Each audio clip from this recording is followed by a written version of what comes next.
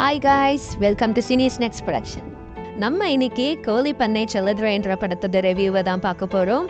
இந்த படத்தோட கதைன்னு பார்க்கும்போது தேனியில இருக்கிற ஆண்டிப்பட்டின்ற ஊர்ல இருந்து ஆரம்பிக்குது. செல்லதுரையோட அப்பா ரியாஸ் ஒரு ராணுவ அதிகாரியா இருப்பாரு. இந்த ஊர்ல தன்னோட வைஃபையும் குழந்தையும் விட்டுட்டு ராணுவத்துக்கு போறாரு.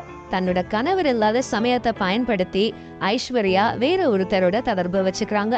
ஒரு கட்டத்துல அவரு கூடவே ஓடியும் போயிடுறாங்க.